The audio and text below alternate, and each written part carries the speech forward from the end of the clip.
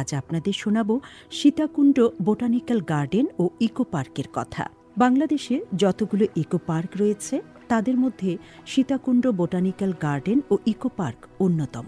এটি চট্টগ্রাম জেলার সীতাকুণ্ড উপজেলার ঐতিহাসিক চন্দ্রনাথ রিজার্ভ ফরেস্টের চিরসবুজ বনাঞ্চলে অবস্থিত।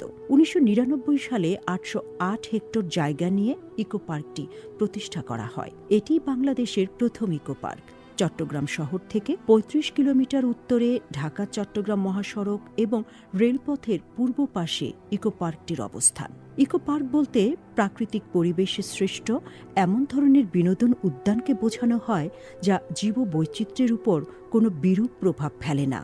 উঁচু নিচু নির্জন পাহাড়, বিভিন্ন বন্যপ্রাণীর সমাহার, পাখপাখালির কলরব, প্রাকৃতিক ঝর্ণা, চিরসবুজ বৃক্ষরাজি সমৃদ্ধ সীতাকুণ্ড ইকো পার্ক খুবই মনোমুগ্ধকর। পার্কের চিরসবুজ বনাঞ্চলে প্রায় ১৫৪ প্রজাতির উদ্ভিদ রয়েছে। এসবের মধ্যে উল্লেখযোগ্য হল গর্জন, হলদু, গুটগুটিয়া, বাঁশপাতা, জারুল, পলাশ, ডুমুর, শিমুল, আমলকি, হরিতকি, বহেরা, নিম ইত্যাদি। রয়েছে বিরল প্রজাতির সাইকাস উদ্ভিদও।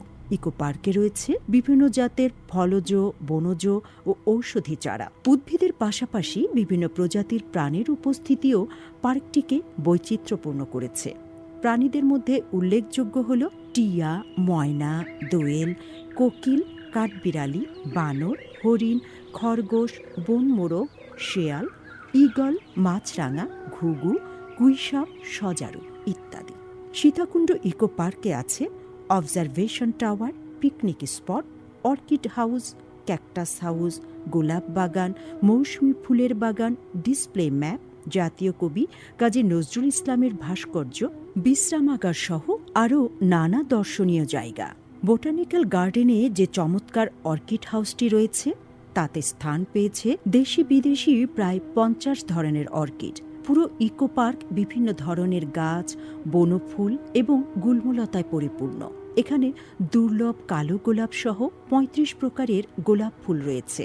আরও আছে জবা, নাইট কুইন, লিলি, স্থলপদ্ম, মোসান্ডা, রঙ্গন, রাধাচূড়া, কামিনী, কাঠমালতী, অ্যালামেন্ডা, বাগানবিলাস, হাসনাহেনা, গন্ধরাজ, ফণিকা সহ ১৫০ জাতের ফুল। সীতাকুণ্ড ইকো পার্ক যেন প্রকৃতির এক নন্দন কানন, মায়াবী আবেশে গাঁথা এক জীবন সঞ্চারী উপলক্ষ।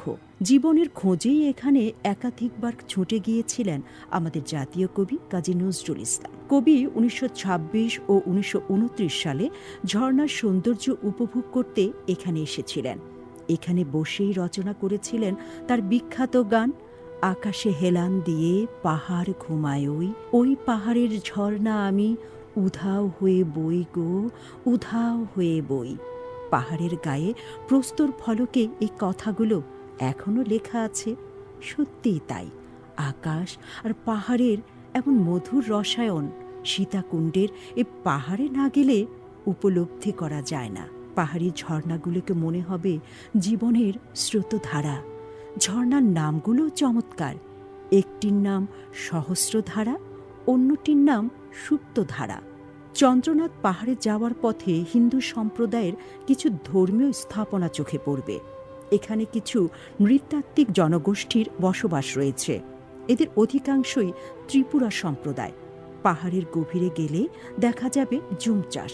এমন আরও বিচিত্র অনুষঙ্গে গড়ে উঠেছে সীতাকুণ্ড ইকো পার্ক ও বোটানিক্যাল গার্ডেন। দৃষ্টিনন্দন সবুজ পাহাড়ি এই পরিবেশ পর্যটকদের পছন্দের জায়গা। এ যেন অপরূপ বাংলার চিরায়ত সৌন্দর্যেরই এক টুকরো নির্যাস।